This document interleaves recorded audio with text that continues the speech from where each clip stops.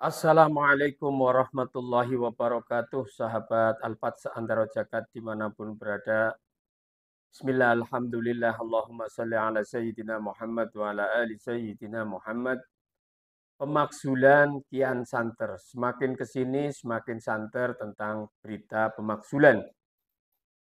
Kita sudah mendengar kemarin di ELC ada siapa ya, mohon maaf itu Uceng ya, Mas Uceng itu Zainal Arifin Mukhtar, Profesor Denny Indrayana, kemudian para peserta di ILC, tepatnya tentang pemakzulan itu, semuanya narasumber sepakat bahwa ini sudah ada pelanggaran yang dilakukan oleh Presiden Jokowi. Sekali lagi, Presiden Jokowi ya, bukan Jokowi sebagai pribadi, tapi Jokowi sebagai Presiden Kepala Negara.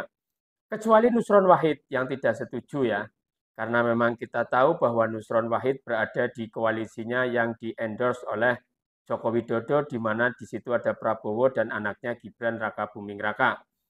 Faisal Assegaf paling getol karena dianggap bahwa saat ini Faisal Assegaf sudah berusaha mendekati DPR, kemudian bagaimana dengan cara-cara konstitusi sepertinya didekati, sepertinya memang susah. Akhirnya ada celah lewat Profesor Mahfud MD sebagai Menko Polhukam, di mana petisi 100 mendekati Profesor Mahfud MD, dan Profesor Mahfud MD suruh mengumpulkan bukti dan data untuk eh, memperlancar pemakzulan tersebut. Ya, kemudian para ahli hukum tata negara menganggap bahwa ini adalah jalan terjal. 1 tahun ke depan masa jabatan Presiden Jokowi habis, sedangkan proses pemakzulan itu butuh waktu yang cukup lumayan. Maka menurut Zainal Arifin Mukhtar, simpelnya adalah harusnya bagaimana DPR dalam tanda petik memincangkan gerak-gerik Presiden Jokowi saat ini. Karena dengan langkah yang sangat bebas Pak Jokowi bisa mengintervensi ke sana kemari, maka Zainal Arifin Mukhtar memberi masukan bahwa sebaiknya DPR menggunakan celah, istilahnya itu bebek lumpuh ya. Itu apa? Lupa saya istilahnya itu ya. Kemudian Profesor Denny Indrayana, kalau kita mendengar Profesor Denny Indrayana mungkin akan debatable karena kita tahu bagaimana Profesor Denny Indrayana berpihak pada oposisi sudah sekian lama ya. Akan tetapi kalau kita dengarkan Zainal Arifin Mukhtar, maka sepertinya itu ada sisi nilai objektif. Sama di kekuasaan juga kalau kita mendengar Profesor Jimli, kemudian Profesor Yusril, seolah-olah memberi rasa pesimistis kepada orang-orang yang menggaungkan pemakzulan. Tentunya sebenarnya kita kalau sadar dan mau jujur, tanpa ada kepentingan apapun, memang kita sudah sangat jelas yang dilakukan Pak Jokowi itu sangat mencederai nilai-nilai demokrasi. Coba nanti kita bayangkan juga jika memang Kaisang menjadi wali kota Depok, kemudian nanti saat Prabowo misalnya terpilih, misalnya ya, tapi kita mengusahakan agar perlawanan nanti secara konstitusi, secara undang-undang, kita berkompetisi secara kompetitif, bagaimana kita menangkan 01.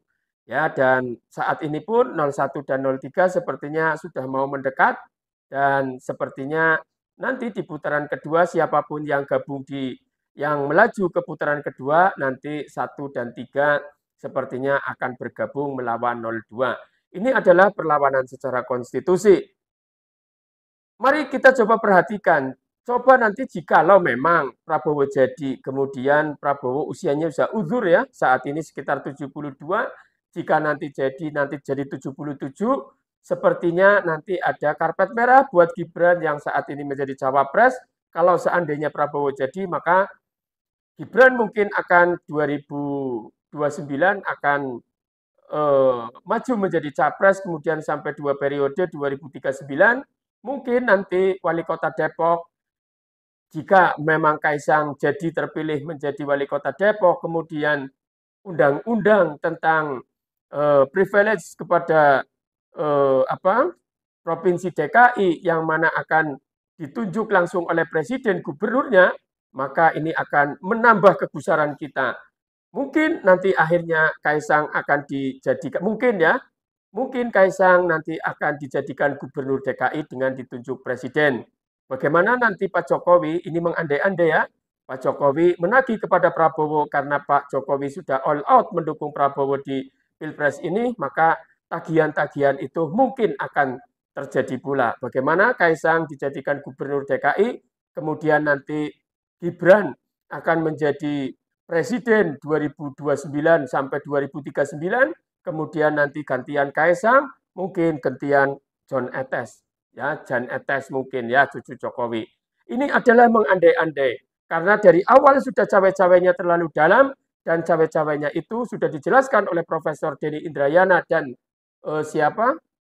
Dr. Zainal Arifin Mukhtar, kemudian ada Leonardus siapa itu pendatang baru, juga semuanya sudah mengatakan bahwa ini sepertinya sudah cukup memang untuk pemakzulan itu. Kemudian siapa itu? Boni Hargen yang biasanya selalu tajam membela Pak Jokowi, saat ini pun agak sedikit objektif kita hargai juga ya. Karena bagaimana ini menganggap jika ini adalah gerakan moral, maka itu sah-sah saja. Tapi jika ada gerakan politis, maka itu kurang diapresiasi oleh Boni Hargen. Walaupun sebenarnya Boni Hargen sebagai orang aktivis, jangan berburuk sangka kepada gerakan-gerakan ini yang dilakukan oleh petisi 100 dan Faisal Assegaf juga memberi penjelasan bahwa petisi 100 hanyalah nama, tapi anggotanya itu sampai ribuan. Dan Faisal Assegaf ternyata memang gerakannya luar biasa. Ini benar-benar memang mengusahakan nilai-nilai demokrasi agar tetap terjaga, bukan semata-mata untuk kepentingan Faisal Assegaf. Kita tahulah sekarang Faisal Assegaf itu bukan cari makan di komisaris BUMN dan lain sebagainya, maka kita boleh dong memberi dukungan kepada Faisal Assegaf karena Faisal Assegaf mengedepankan moral dan etik. Bukan, mohon maaf, saya kira kita karena apa yang disampaikan Faisal Assegaf juga karena pesimisnya terhadap anggota-anggota DPR, bahkan Faisal Assegaf di situ menganggap bahwa DPR seperti mohon maaf ya, tong sampah atau apalah itu bahasanya Faisal Assegaf itu ya karena memang itu apa yang jadi unek-unek warga masyarakat, apa yang jadi keresahan masyarakat tidak bisa diakomodir. Kita tahu Nusron Wahid bagaimana ya malah mendukung yang mohon maaf ada pelanggaran etik berat di situ, kemudian ya banyaklah. Jadi mari kita tumbuhkan rasa memiliki negeri ini dengan baik ya. Sekali lagi, yuk kita yang biasa kritis sudah di luar kekuasaan, tidak usah bermimpi ingin duduk di kekuasaan, kemudian biarlah yang mampu di kekuasaan silakan mencintai negeri ini dengan cara mengabdi untuk menjadi abdi masyarakat, tapi ayo kita kawal orang yang di luar kekuasaan, kawal istiqomah, jangan sampai kekuasaan ini kekuasaan yang dikuasai oleh orang atau sekelompok organisasi atau partai itu sampai lupa nilai-nilai demokrasi dan melukai hati masyarakat. Mari kita kawal bersama-sama. Sekali lagi agar kita punya integritas, orang yang sudah di luar kekuasaan seperti Bung Faisal Assegaf, seperti kita, sudahlah nggak usah bermimpi komisaris BUMN, tidak usah komisi apa-apalah ya, tidak usah menunggu jabatan ini itu, menteri, wakil menteri, komisaris, dan lain sebagainya. Kita istiqomah, tetap kita beribadah, mencintai negeri ini dengan nilai-nilai integritas yang kita miliki, tanpa kita harus jadi pejabat. Tapi kita bagaimana mengawal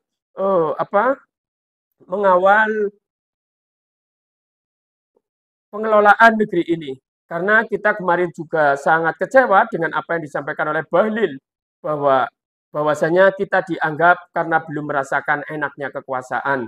Nanti menurut Bahlil, jika kita sudah menikmati kekuasaan, maka akan hedon dan lain sebagainya, mungkin akan lebih gila daripada Bahlil. Maka ini adalah analogi-analogi yang ngesrong, analogi-analogi yang tidak beretik. Makanya Islam, orang Islam ya seharusnya itu bagaimana bisa mengedepankan etik daripada ilmu pengetahuan. Akhlaknya menjadi imam, ilmunya menjadi makmum. Maka ilmunya akan terarah dan selamat dunia akhirat. Semoga bermanfaat. Jangan lupa subscribe, like, comment, and share. Assalamualaikum warahmatullahi wabarakatuh.